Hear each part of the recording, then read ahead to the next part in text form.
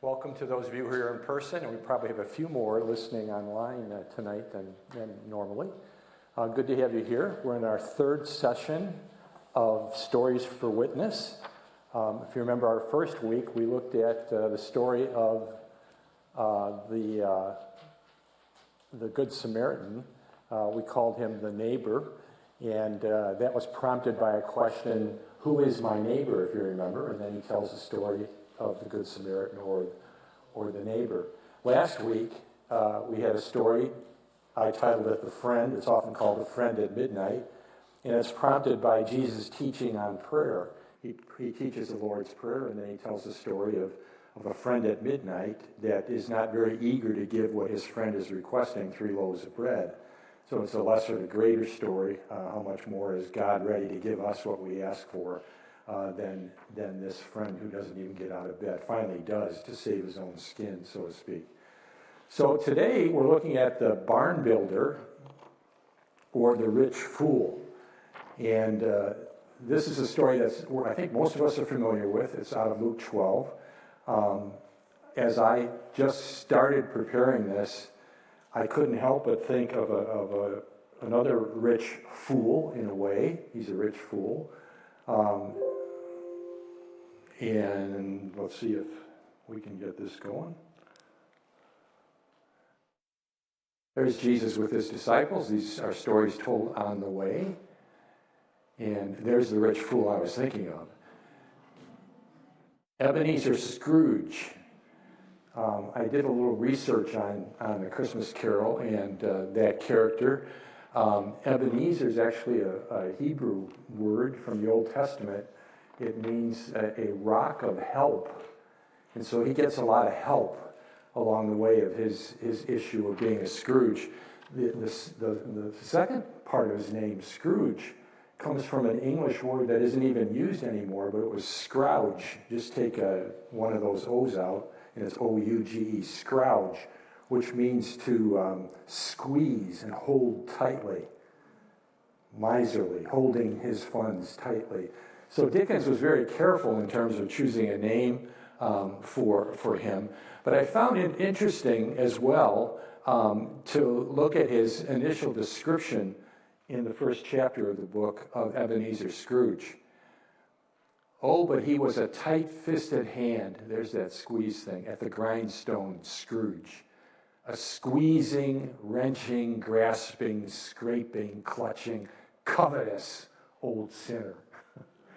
Covetous is a word that Jesus uses as he addresses the issue of the rich fool. Hard and sharp as flint, from which no steel had ever struck out generous fire. Secret and self-contained and solitary as an oyster.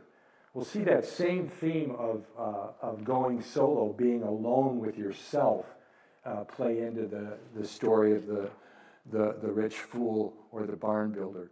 The cold within him froze his old features, nipped his pointed nose, shriveled his cheek, stiffened his gait, made his eyes red, his thin lips blue, and spoke out shrewdly in his grating voice.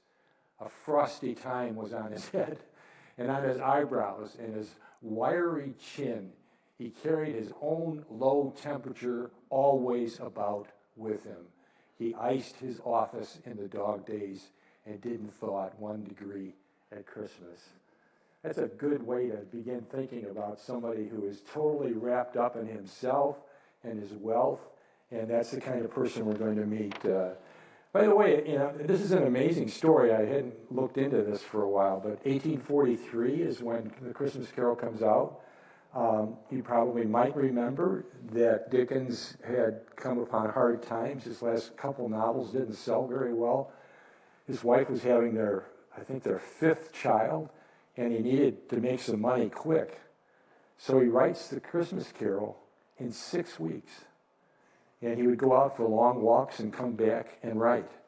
Go for almost every day during that 6 weeks. He'd go for long walks. He'd get his ideas while he was walking, and then would write them down. Between December 19th, when the first edition came out, and Christmas, he sold all 5,000 copies. And then they went into a second printing, and that sold out as well. So it became an amazing story of publishing success for a guy that was in kind of trouble.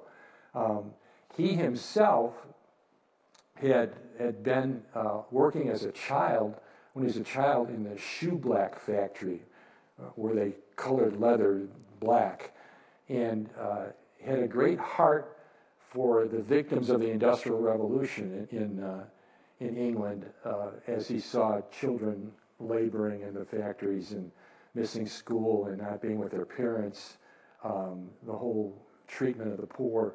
So a lot of his writing was focused on that, as is the Christmas Carol in some way. This is a man who had no heart for charity, no heart for children who needed his support.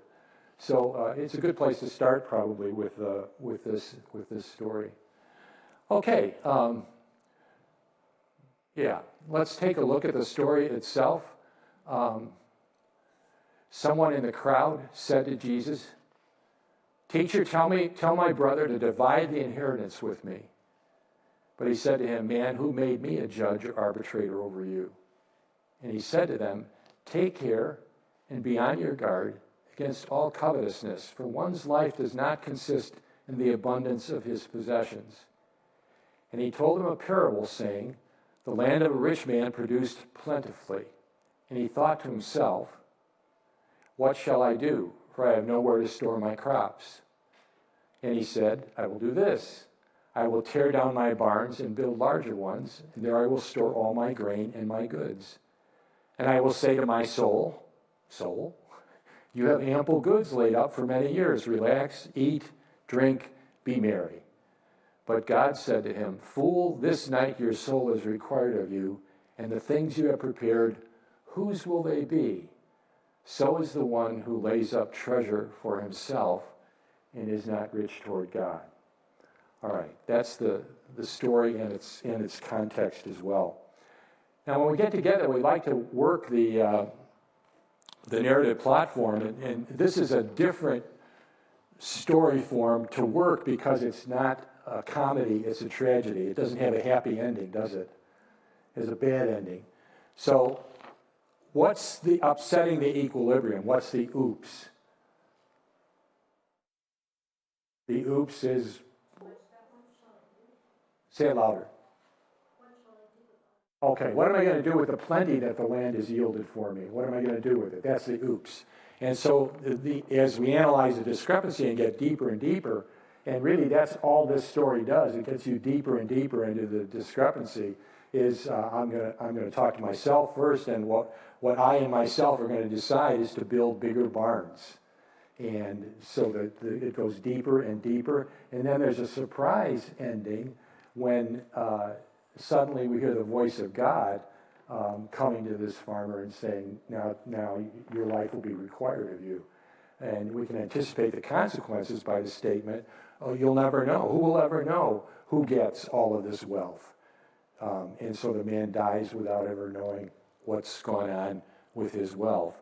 So it's a little different than a typical comedic form that has the happy ending where you can do a we and a yeah at the end of the story. This is more like, ooh, that's sad. That's a real sad ending. All right. So let's frame, this is what we just looked at. Let's talk a little bit again about how we like to understand these stories. The story appears in Luke's travel narrative, and it's those 10 chapters in the middle of Luke, right before Jesus, in chapter 19, goes into Jerusalem on Palm Sunday. So all the way from Galilee to Jerusalem through Samaria, a lot of the time is spent in Samaria. And these are stories that are told along the way. So they're conversational stories. And that's what made me think a lot about, we've turned evangelism into a very formal kind of discipline. And a lot of people don't like to do evangelism because they think they don't know enough about evangelism to do evangelism. So it really is about conversation. It's about telling a story to someone that is ready to hear a story regarding the Christian faith. So our witness will be most effective when our story, our own personal story, connects with Jesus' story and the story of another. So last week I introduced you to the 3 stories of witness. So today we have a story of a rich farmer who's celebrating his wealth and trying to decide what to do with all this grain and wealth that he has, and has no one else to talk to but himself. That's one of the saddest parts of the story. So he's talking, and even addresses himself as soul. He's really having a dialogue with himself, and that's the word that Jesus uses for what he's doing. He's dialoguing with himself. And ultimately, we find out that this day his soul is required of him. So that's the story Jesus tells. So as I think about my personal witness, I'm going to look for a story from my life that is similar to that. When have I focused a lot on what I need, what I want in terms of getting it? And in fact, this story, as we'll see in just a little bit, is prompted, we saw it already, is prompted by the request of someone to get his inheritance from his older brother, who's holding the money back. So that covetousness becomes, and I'll ask you in your small group, when have you coveted something on your forms? It'll be asked of you. So think about that. When have I really wanted something that somebody else had? In our family, we had 2 brothers that were estranged from each other because when my grandfather died, he gave the house to one of those brothers, and the whole house. And the other brother thought he should have got some of the proceeds from the house. And my dad felt he needed to, I tell you it was my dad. My dad felt he needed to honor the gift that his parents had given him. And so they just didn't talk for years and years with each other, and they finally reconciled with each other. So I can identify with this very easily as someone wanting what somebody else has because they think it's theirs, which is what introduces this story. So my story, and then you're thinking about the person that you're witnessing to and what's going on in that person's life. If it's a wealthy person who's maybe doesn't have a heart for using their money for the poor or for charity, this is an easy story to use. You have to do it with some finesse. We talked about telling our stories slant. Don't hit them over the head with a story. Have it be a gentle story. But I think this is the secret, where those 3 stories intersect, where that gold X is. That's where I think some of the best evangelism happens. All right. I think you can talk about memorizing Scripture. One should, if you're going to witness, one should have ready the Scriptures that we use in evangelism. All of sin and fall short of the glory of God. God so loved the world that he gave. Those should be passages we have ready to roll as we're sharing our faith with others. But I'm enamored with this concept of trying to do what Jesus did by telling stories that carry a message more indirectly than in your face. So with that, let's take a look at the initial dialogue that generates the story. And we get a first wisdom saying, what's often called a wisdom saying. This could show up in the book of Proverbs, for instance, what's given here. So someone in the crowd says to Jesus, "Teacher, tell my brother to divide the inheritance with me." Now that may seem like a strange thing to say, but it's not strange at all. When there was a family conflict, when you had an issue to be resolved, you went to see your rabbi. That's still true today. In fact, it's true sometimes with people who come and see pastors. Steve has probably had this experience, I have, where people are having a hard time, maybe within a family, and they come and sit with a pastor, and they think you're going to be wise enough to tell them what they need to do to resolve the problem. And so this is a fair request. It's fair. But when the request is made, "Teacher, tell my brother," it's in the imperative, "to divide the inheritance with me," he's pretty upset, isn't he? The language is pretty rich with emotion. Tell my brother. So Jesus senses in his voice something that isn't quite right. There's a sense of being unhappy, of needing to get this done and get it done quickly. So Jesus says to the man, and that's what he says, "Man, who made me a judge or arbitrator over you?" Now, if I were that young man, I would have said, God, you're a rabbi. Come on, be a rabbi. You're a pastor. Be a pastor. Get this thing settled in our family.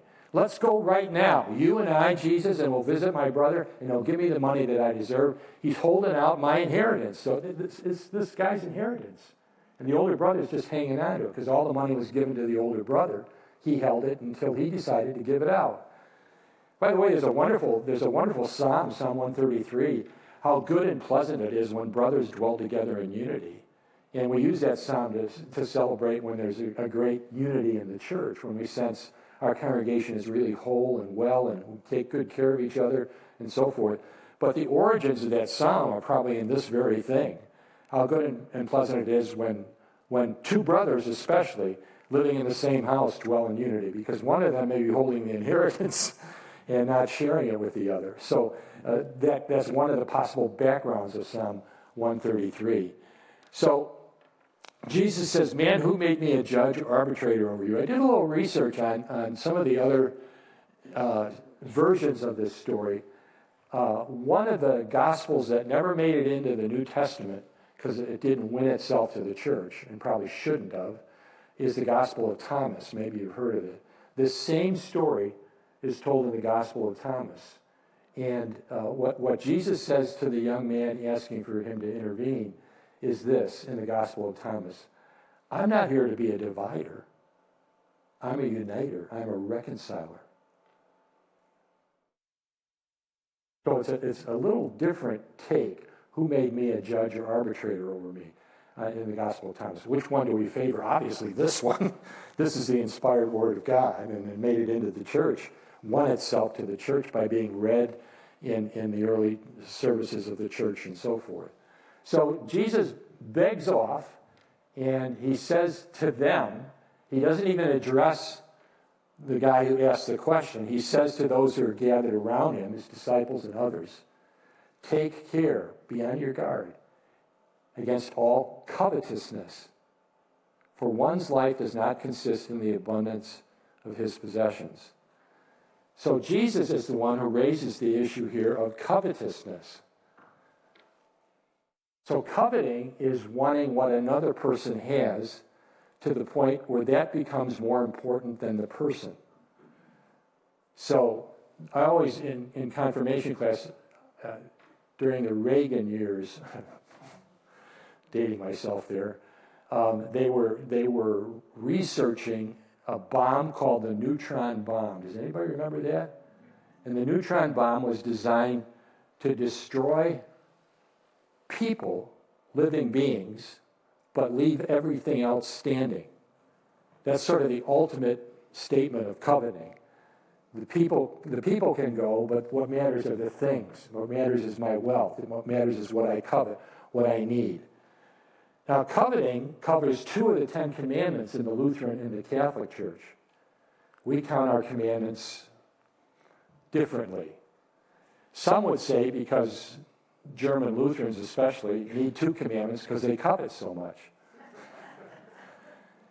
I'm not sure how we landed there, but in terms of the rest of Christendom, their first 2 commandments is you shall have no other gods, and then you shall not have any graven images.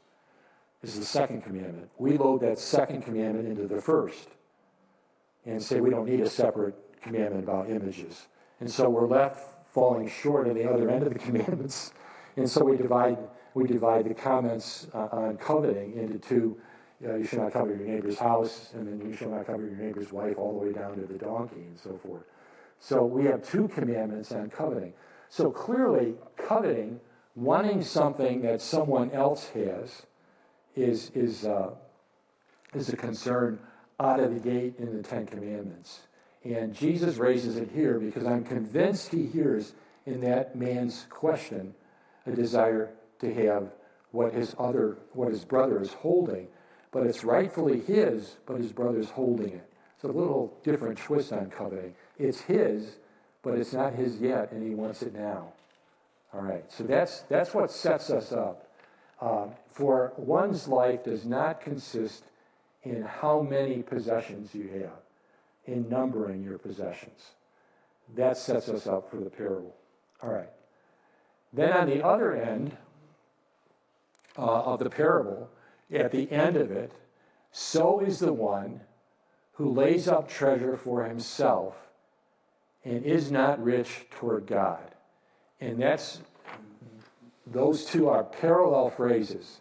Being rich toward oneself, being rich toward God.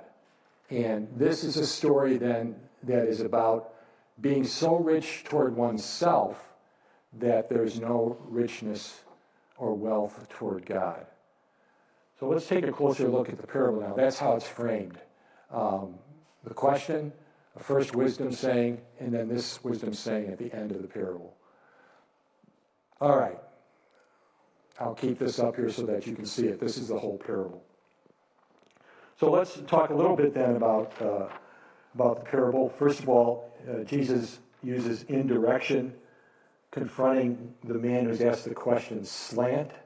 He's not going to speak directly even to the man who asked the question, but he's going to contact the man's covetousness and invite him to see himself in the story.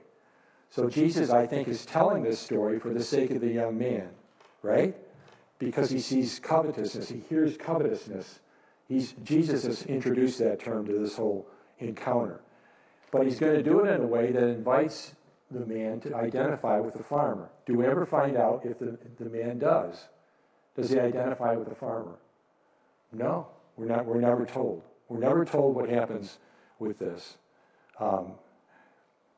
This is one of those cases where you'd like to write your own ending to the story, wouldn't you?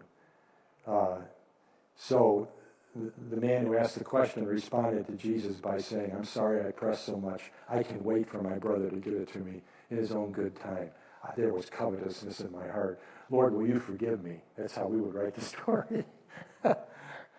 That's like the prodigal son story, which we'll do in a few weeks. How does that story end? Does the older son go into the party or doesn't he? Well, we're not told. He's invited into the story, but we're not told if he ever goes in. Helmut Thielicke, I'm off the target here, but Helmut Thielicke suggests an ending to that story because the older son represents whom? The older son represents the scribes and the Pharisees that were out to get Jesus and weren't welcoming of sinners. They were always pushing sinners away. So Helmut Thielicke suggests that the end of the prodigal son story should be, and the older son went into the party and killed his father.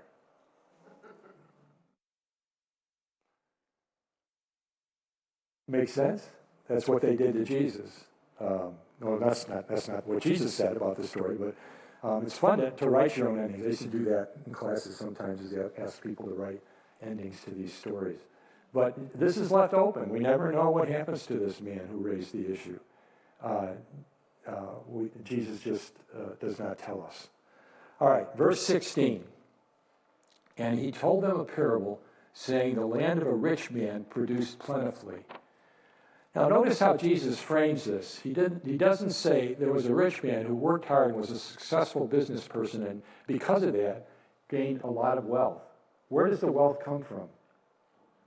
The land. The land of a rich man produced plentifully. So I think that's significant. I've known a few farmers. My Uncle Albert was a farmer outside Morris, Minnesota, and almost every summer we'd go and visit Uncle Albert, and a city kid would get to see a farmer. But what I remembered about Uncle Albert was how he lived close to God. He understood that field that he plowed and prepared and so forth belonged to God, and it was up to God whether it produced crops or not. And a lot of the farmers I've known, southwestern Minnesota, Susie and I got to meet a lot of farmers when we were traveling around to different churches. And you really pick up from them this sense, I really depend on the land, and the land depends on the Lord. And Jesus frames this man's wealth that way. The land of a rich man produced plentifully. All right. Verse 17, the man thought to himself,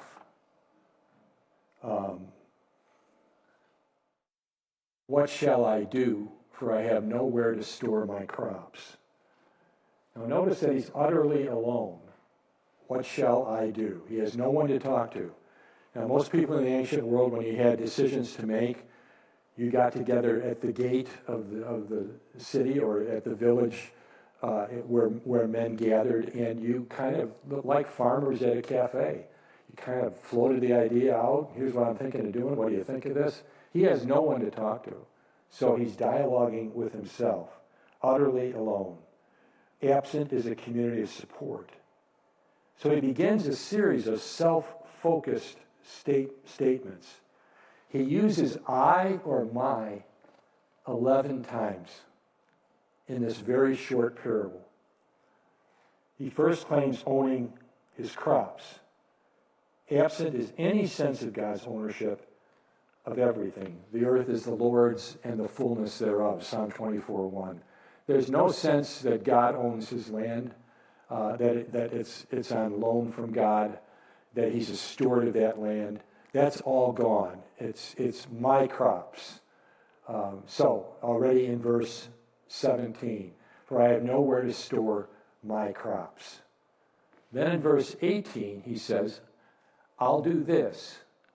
I'll tear down my barns and build larger ones. The first thing I thought of when I saw that sentence the other day was those very words, to tear down and to build up, are words given the prophets when they would speak a prophetic message to God's people. They were to tear down and build up. What do we call that as Lutherans? Tearing down and building up. Law, gospel. The very same words that he uses here were used by God in speaking to the prophets. I don't know what to do with that, but it's just interesting. I will tear down my barns and build larger ones, and then I'll store all my grain and my goods. So, no talk about a tithe of the surplus that he has, which was required by Jewish law. The sequence of self-claimed possessions continues to include his crops, his barns, his goods, and ultimately his own soul. So the man decides to hoard all the wealth that he has for himself and just simply build bigger and bigger barns and keep his wealth safe and secure. And in verse 19, I will say to my soul, soul, you have ample goods laid up for many years. Relax, eat, drink, and be merry. So he addresses his soul. The Hebrew is nephesh, and God breathed into his nostrils, and he became a nephesh, a living being, a living soul. In Greek, the word is psyche. Psyche. We get our word psychology from that. So there's no party here to celebrate the man's wealth. That's interesting, too. There's no celebration in the village. Nobody is celebrating. He's celebrating himself, basically. Just a lonely rich man scrounging, holding tight to his wealth, squeezing it. Kenneth Bailey suggests that enjoy yourself may be a wordplay on euphroneo. We're going to talk about this series of words that gets used in the Greek. You might not care about it, but I do, so you have to listen to it. So both those words have the root phron, P-H-R-O-N. And phron is, remember where I said splankna was down here? Remember splankna? Splanchnizomai, compassion, to feel compassion deeply in your gut. Well, phron is up here, and we get our word diaphragm from. And from is sort of your source of life. It's what animates you. It's not compassion or emotion so much as it is, it's what animates, what gives you life as you breathe in and your diaphragm expands and so forth. So, personal security and pleasure have characterized the farmer's vision all along. personal security, and his pleasure in his wealth. He has no thoughts of family. We're not told that he has any family that's nearby, and no thoughts of the poor, certainly, who aren't blessed as he is. Now, sometimes storytellers like to play with words. And I think Jesus was doing this here when you look at the Greek words that are used. The only problem with that is the Greek words that are used were not the words that Jesus was saying. He probably was not speaking Greek when he told this story. He was speaking Aramaic. So who's the person that's having fun with these words? Luke. Luke is having fun. When I was teaching full-time at the seminary, I had a good friend, Paul Robbie, who was a Hebrew scholar in the Old Testament. He was a genuine Hebrew scholar in the Old Testament. And this guy would literally call me to tell me he just found a new pun in some part of the Old Testament. He was making phone calls about puns. But he was so excited, and the prophets often did this. They often used plays on words. So I think we have to say that Luke is probably the one doing this, but see if I can state this clearly enough and not follow it up for you. So God speaks and calls the farmer a fool. Let's look at that in verse 20. God said to him, "Fool, this night your soul is required of you, and the things you have prepared, whose will they be?" So the rich farmer who thinks his abundance, euphroneo, will bring him the good, that should be good life, euphrino, the good life, is actually a fool, aphron. Phron is in all three of those statements, and I don't probably make more of this than you care about, but it's just interesting that Luke, as he retells the story in Greek, chooses words that all have this idea of one's phron, one's diaphragm, this part of your upper torso. All right, so suddenly then, and it is suddenly, fool, this very night, your soul is required of you, and the things you have prepared, whose will they be? So now his soul is required. That word in the original is the word that's used of a loan come due.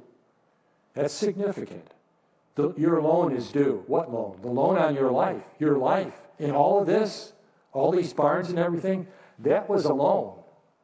You were managing that loan, but you didn't own all this. It was loaned to you to steward.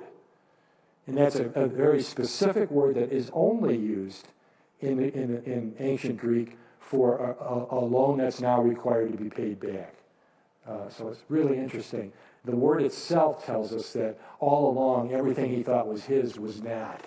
It was loaned him by the owner, God, to manage. And most of Jesus' parables about vineyards and farms are like that, aren't they? There are people on the property who are taking care of it. They're stewarding it. But someone else owns it. When he comes back, they're really want to have everything be in good shape. So it's not that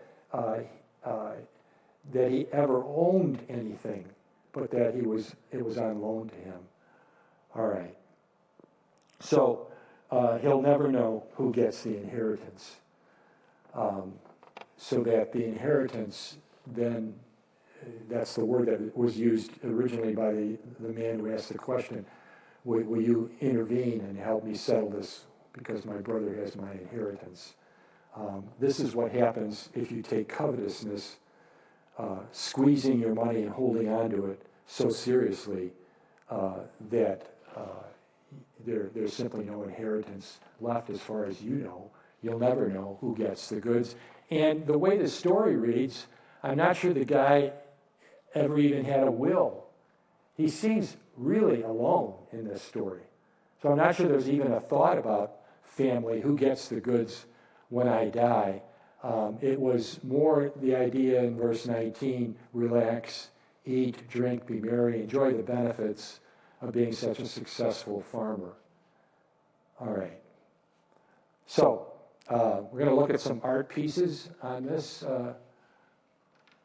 topic. There's James Tissot again, the man with his you can't see it very well, but that's not bags of money, but bags of grain.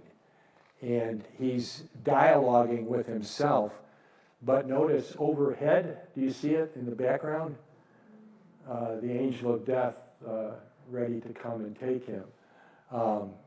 Tissot was just a master illustrator. He titled this The Man Who Hoards. He's surrounded by his grain. Usually he's depicted as surrounded by his money. But Tissot, I think, gets it right. There's something about this guy that he just liked how much grain he was able to pull out of the soil. I like Tissot's illustration very much. All right. Rembrandt, The Rich Fool.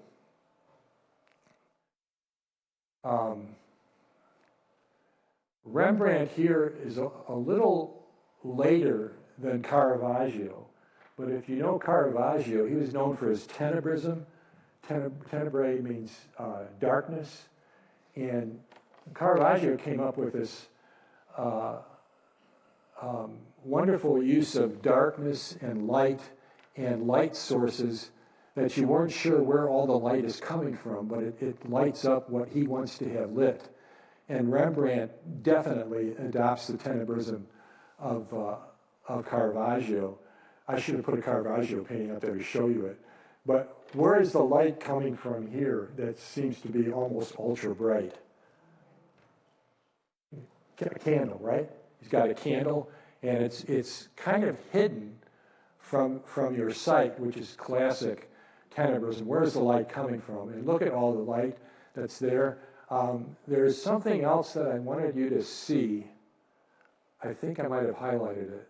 Oh, I didn't. Let me see if I can go backward here. There. I thought I had highlighted somewhere there is an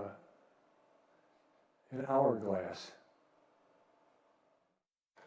And I'm not seeing it. Interesting. Unless it's in another painting, but I thought that was a nice addition. All right, what we're going to do is look at a very brief video on this particular painting by Rembrandt. And I'll have to probably bring it up here. This is done by a group that takes paintings on biblical subjects and tries to bring some message to people from it. And I really like their work. They do a nice job. Okay.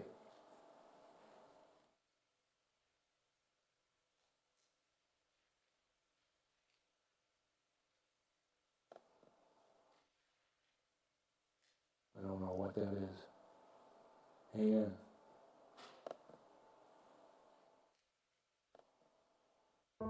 Rembrandt knew what it was like to be rich and live a lavish lifestyle. He also knew what it was like to go bankrupt and lose the lot.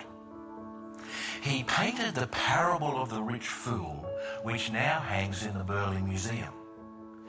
This work is based on a story where Jesus said, "Life does not consist in the abundance of things." So let's take a look at the painting. Here we find a rich man thoughtfully examining one of his golden coins. It's night time, and the room is illuminated by a single candle. We see papers and Hebrew books stacked all around him. Now, when Rembrandt painted this, a stack of books was a symbol of pride. There's a set of scales, and there's more coins on the desk. Everything's telling us this proud man is totally focused on his money.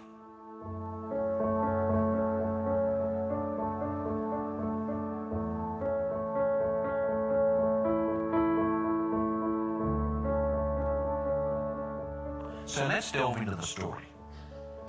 Jesus told his listeners about a man who grew a bumper crop of grain.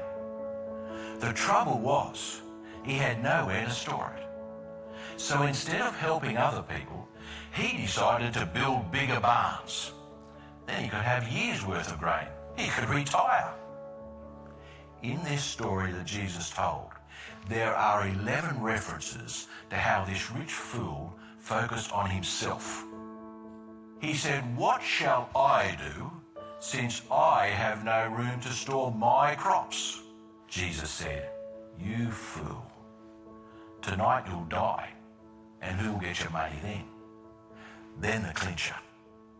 Jesus said, "So is the man who stores up treasure for himself and is not rich toward God."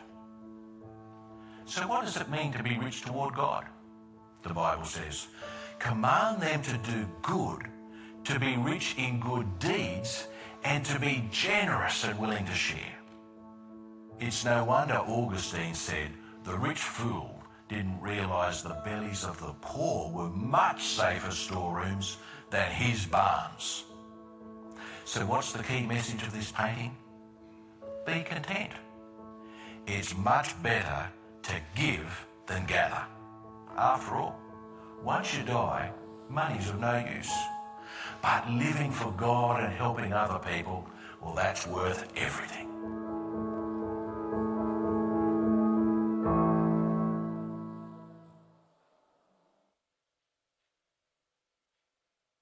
I thought you did a pretty good job of working off that painting.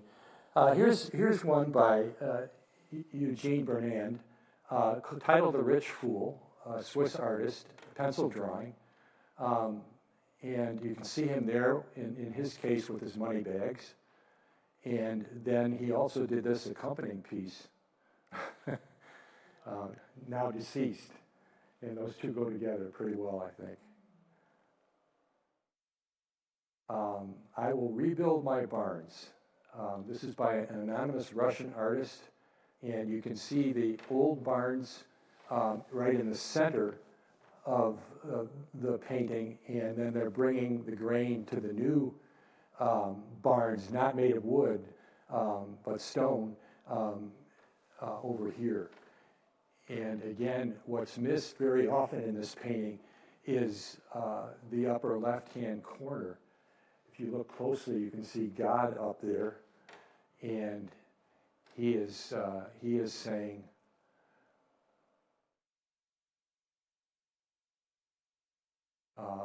there's a better shot at it. Look at how his voice just is moving right toward the farmer. Today, your soul is required of you. So he's announcing that his time has come. And this is, the man to the right is actually talking to himself about building bigger barns. That's quite a painting. I wish they knew who the artist was. David Teniers, The Parable of the Rich Fool. This is very strange. This may be the one that, yeah, this is the one that has the hourglass. I'm sorry. That's a woman who's counting his money for him, but he clearly is gazing off into space, not paying any attention to her, and holding tight to his bags of money. And again, the artist very cleverly puts that hourglass right there. That again, his days are numbered.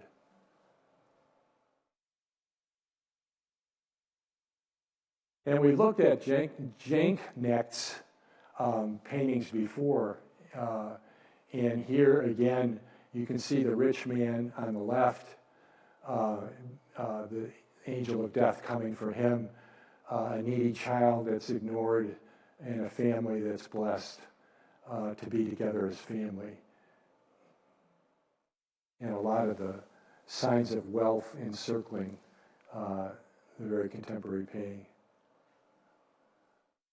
Oh, I brought this along. Do you remember Ozymandias? That a poem you studied in high school? You probably did. Yeah. Susie, did you teach this when you were teaching high school? Okay. So this is just kind of interesting that Percy Shelley and another poet named Smith decided to have a contest on writing a poem on the same subject. This is 1818. And they both chose what's left. This was at a time when they were bringing back artifacts from Egypt. And Ozymandias is one of the nicknames for Ramses II the great Egyptian pharaoh. Some even say maybe the guy that was around at the time of Moses, if you choose a later date. But I met a traveler from an antique land who said, two vast and trunkless legs of stone stand in the desert. Near them on the sand, half sunk, a shattered visage lies, whose frown and wrinkled lip and sneer of cold command tell that its sculptor well those passions read, which yet survive, stamped on these lifeless things, the hand that mocked them and the heart that fed. And on the pedestal these words appear, my name is Ozymandias, King of kings. Look on my works, ye mighty in despair. Nothing beside remains. Round the decay of that colossal wreck, boundless and bare, the lone and level sands stretch far away. So the wealth of that great pharaoh, now the remains of just a piece of statue that was left. So Horace Smith took the challenge. They did this, they had Christmas together, these two poets and their families, and they did a challenge with each other. In Egypt's sandy silence, all alone, stands a gigantic leg. He just worked with the leg, which far off throws the only shadow that desert knows. I am great Ozymandias, Seth the stone, the king of kings. This mighty city shows the wonders of my hand. The city's gone, naught but the leg remaining to disclose the sight of this forgotten Babylon. We wonder, and some hunter may express wonder like ours, when through the wilderness where London stood, holding the wolf in chase, he meets some fragment huge and stops to guess what powerful but unrecorded race once dwelt in that annihilated place.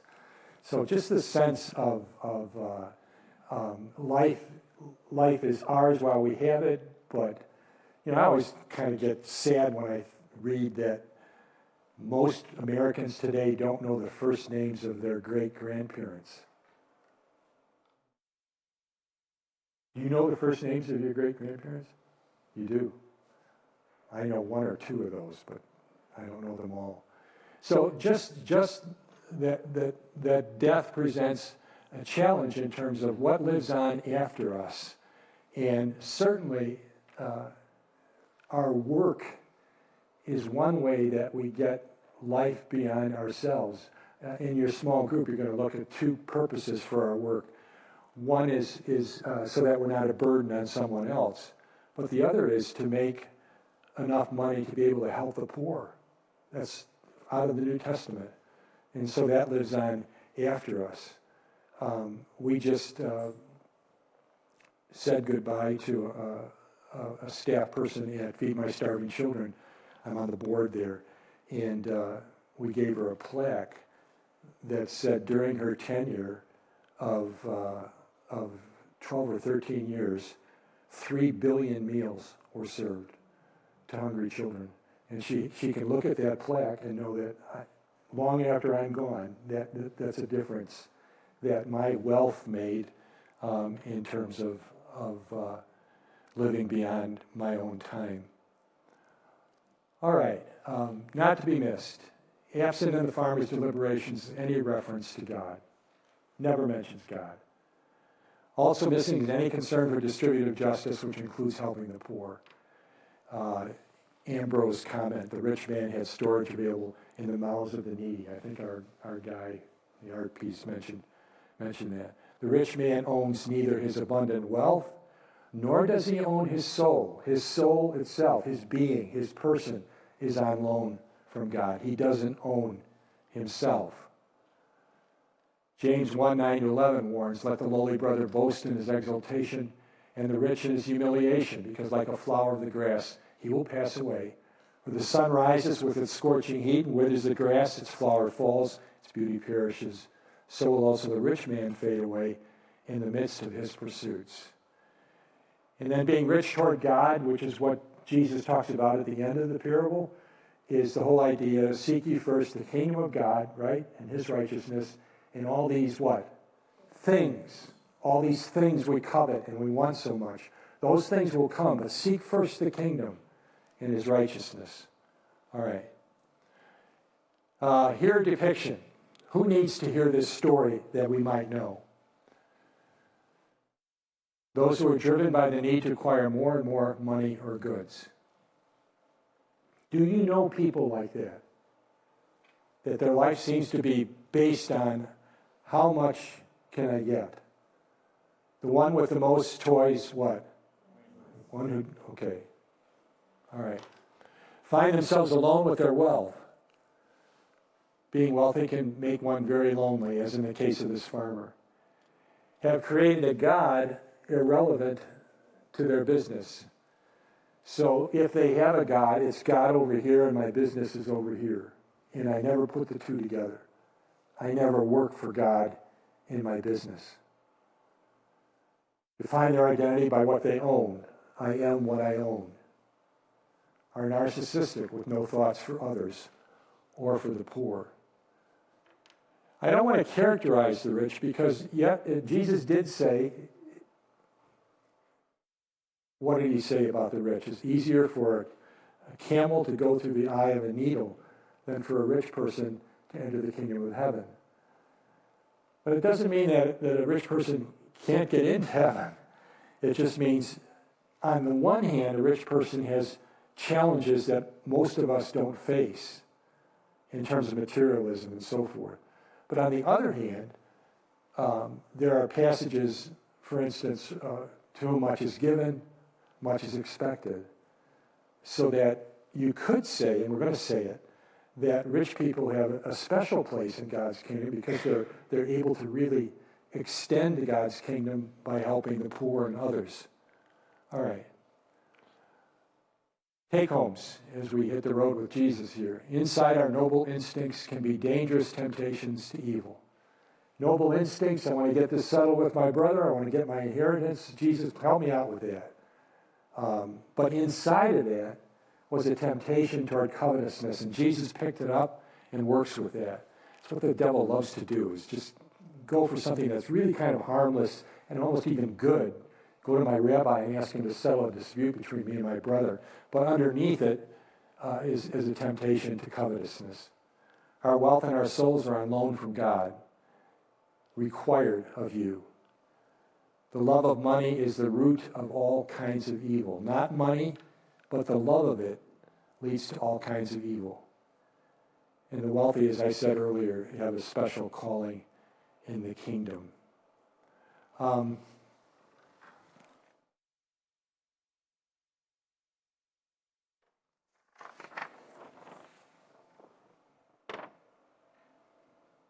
Let's see if there's anything else I wanted to share.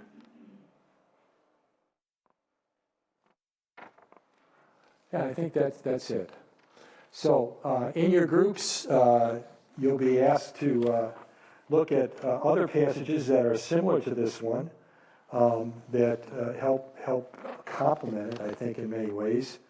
And we'll even look at what does it mean for a church to be rich toward God, congregation, because this theme gets picked up in the letters to the 7 churches, where 2 of the churches are singled out, one for being rich and one for not being very rich toward God. So it'll be interesting to look at that. Okay, right at 7:30, and you've got 45 minutes. See you then.